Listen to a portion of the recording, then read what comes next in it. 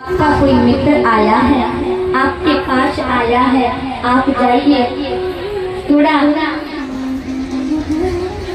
बार बार कहता है, शीश पगान जगा तन पे प्रभु जान तो आई बशो कहीं गावा, धोती फटी लटी दुपटी सी हर उपाय की नहीं शामा, द्वार खड़ो गज दुर्लभ एक लयो चक वशदाय विरामा, पूजत दीन दयाल धाम बतावत अपनो नाम सुधाम।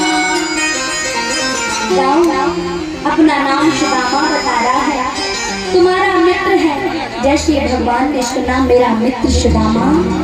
भोजन करते रहे थे, आज दौड़ पड़े भगवान कन्हैया अपने सिंहासन से खड़े होकर सुदामा के पास दौड़ लगाई है। महाराज आज जैसे ही भगवान दौड़ करके पहुंचे हैं, कहीं उनका पटका गिर गया, कहीं उनकी मुरली गिर गई, दौड़ कर जाकर देखा मेरा मित्र सुदामा आया है। ओहो, जाकर के भगवान ने अपने मित्र को गले से लगा लिया। ओहो, मेरा मित्र आया है। महाराज अपने मित्र सुदामा के हाथ को पकड़कर अंदर लेकर आए हैं। महाराज जैसे ही अंदर लेकर आए हैं, भगवान ने स्वयं अपने सिंहासन पर मित्र सुदामा को बिठा दिया। स्वयं नीचे बैठ जाते हैं और रुक्मिणी मैया से कहा, देवी जाओ मेरे मित्र के पैर धोने के लिए पानी लेकर आओ। रुक्मिणी मैया आई, जल का लोटा हाथ में लेकर के गई, लेकिन इधर जैसे ही अपने मित्र सुदामा के चरणों को देखा, मेरे सुदामा जी के चरणों को, महाराज पानी का हाथ तलक नहीं छुआ। देख सुदामा की दीन दशा, करुणा कर करुणानिध रोए, पानी परात को हाथ छुआना, नैनन के जल सो पग धोए। अपने मित्र सुदामा के अपने नेत्रों के जल से उनके चरण धो दिए। महाराज इतने रोए, ऐसा भाव है, ऐसी मित्रता है। सुदामा ने कहा, अरे लाला तू नीचे काई को बैठ गयो, अरे आना तू मेरे पास बैठ जा। भगवान कन्हैया को अपने साथ अपने सिंहासन पर बिठाला। भगवान ने कहा, देवी मेरा भाई ऐसा लग रहा है, मेरा मित्र बहुत दिनों से भूखा है, जाओ भोजन लेकर आओ। रुक्मिणी मैया भोजन लेकर के गई। जैसे भोजन लेकर गई, भोजन की थाली सुदामा जी को दी है। देखा कि 56 प्रकार के भोग हैं। सुदामा जी से भगवान ने कहा, मित्र आप भोजन करिए।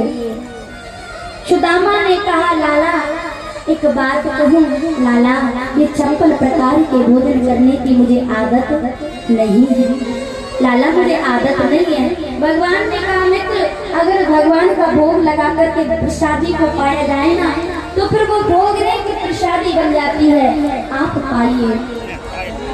दोनों ने आज भोजन किया है। भगवान कन्हैया अपने हाथ से अपने मित्र सुदामा को भोजन करा रहे हैं। महाराज सुदामा भोजन कर रहे, अपने हाथ से भोजन कराया, और सुदामा मित्र अपने हाथ से कन्हैया को भोजन करा रहे हैं। दोनों ने आपस में भोजन किया है। महाराज भोजन कर लिया। कन्हैया ने कहा, मित्र बहुत दिनों से आपका आगमन हुआ है। दोनों सिंहासन पर बैठे हैं और बैठ करके बातें कर रहे हैं। भगवान कन्हैया ने कहा, मित्र कैसा है तू? सुदामा जी ने कहा, लाला संसार में मेरे समान सुखी कोई नहीं है, मेरे समान कोई सुखी नहीं है। इधर सुदामा जी बैठे हैं और भगवान कन्हैया की सारी पत्नियां आकर भगवान के चरणों में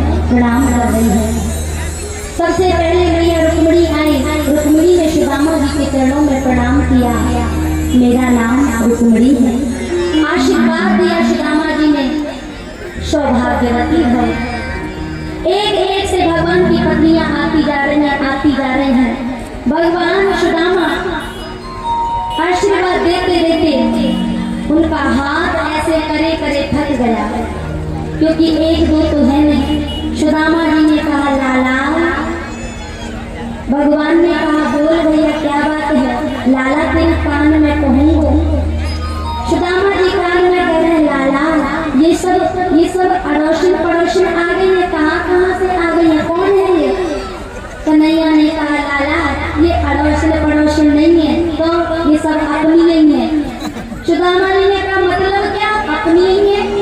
भगवान ने कहा अरे भैया ये सब मेरी ही पत्नी है, ये सब मेरी पत्नी है। अच्छा लाला तेरी पत्नी है? लाला तेरा ब्याह है भैया। अब भगवान की कितनी पत्नी है? 16,108। एक एक से आती जा रही है, एक से।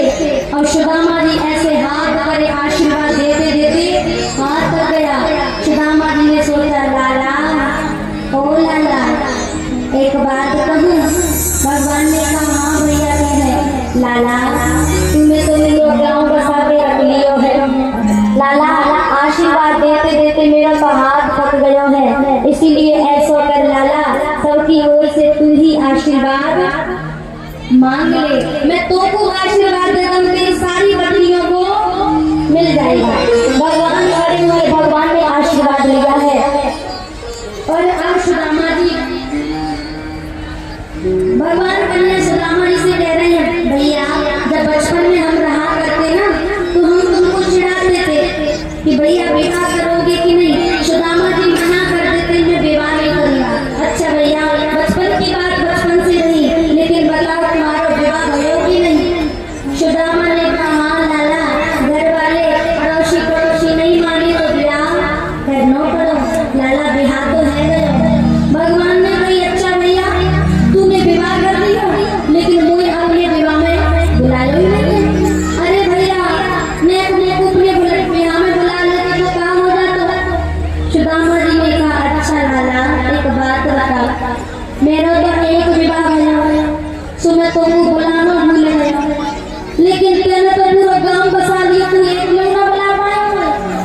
अरे एक नहीं दो नहीं 16,108 विवाह कर लिए। तू अगर एक ही में बुला लेता तो मेरे मन को तसल्ली है जाती, तूने तो एक में ना बुलाया। भगवान ने कहा भैया एक बात कहूं, मेरे विवाह तो ऐसे रहे, कैसे रहे मेरे विवाह ऐसे रहे, सुबह के 5 बजे से लेकर शाम के 5 तक तो विवाह की कोई चर्चा नहीं है, न कोई सगाई वाला न कोई विवाह वाला, कोई विवाह की चर्चा नहीं। लेकिन जैसे ही 6 बजे के घर में बहू आ गई, अब बता लाला मैं तुम्हें कैसे बुला दूं? क्यों? सुदामा जी ने कहा ऐसा बहू का विवाह होता है, ऐसा कैसे विवाह किया? भगवान ने कहा लाला ऐसे विवाह किया कि कछु मत पूछे, ऐसी विटंबना भई। कहा भयो अरे कऊ को भजा के ला लो, कऊ को छुड़ा के ला लो, कऊ को कैसे ला लो? मैया रुक्मिणी को भगा कर लेकर आए और जो 16,100 कन्या उनको छुड़ा कर लाए। लाला बुला कर वो ऐसे ऐसे विवाह भैया मेरे दोनों में बड़ी भाव से मित्रता हुई। भगवान ने कहा अच्छा भैया ये सब बातें छोड़, ऐसा कर पहले ये बता घर में भाभी आई है तो बता मेरी भाभी ने कुछ मेरे लिए भोग खाने के लिए भेजा है कि नहीं? सुदामा जी कह रहे हैं इसकी ऐसी ऐसी रानियां पटरानियां हैं और इनके बीच में अगर चावल की पोटली दिखाऊंगा तो मेरी कितनी शर्म वाली बात होगी। सुदामा जी ने कहा लाला लेने देने की बात बाद में कर लेंगे, पहले ऐसा कर कुछ बचपन की बातें याद कर लेते हैं, हम कैसे पढ़ते थे, गुरु माँ कितना प्यार करती थी। सुदामा जी से भगवान ने कहा देख भैया बचपन की बात बचपन में बीत गई, पहले ये बता भाभी ने मेरे लिए क्या भेजा है? सुदामा जी कह रहे हैं चलिए आइए माने वाले। सुदामा जी ने कहा भैया तेरी भाभी ने दक्षिण ना भेजा। अच्छा भैया मेरी भाभी ने मेरे लिए कुछ नहीं भेजा? भगवान ने कहा भैया एक बात बता, तेरी एक आंख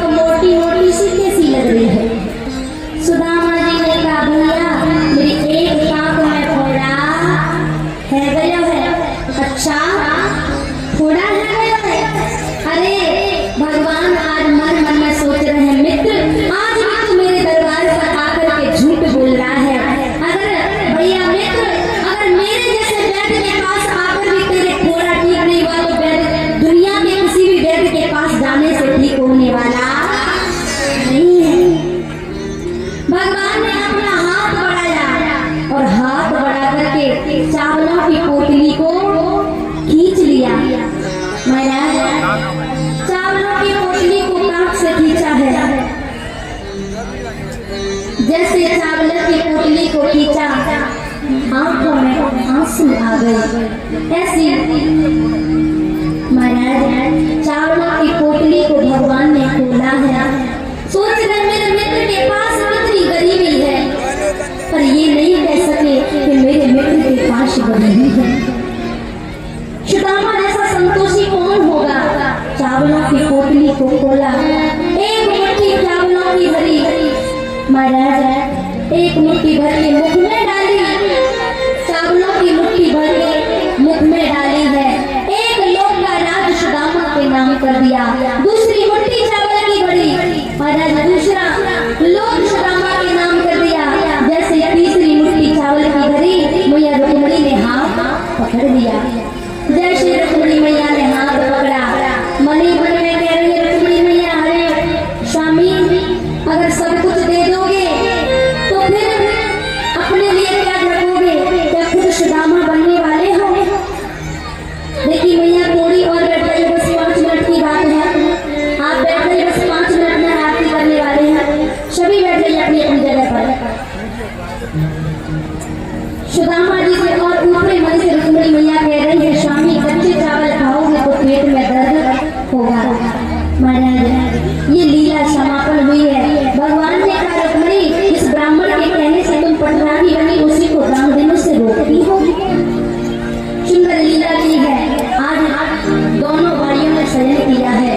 सजन करके सुबह हुआ, सुदामा जी कह रहे हैं भैया मित्र मैं अपने घर के लिए जा रहा हूँ।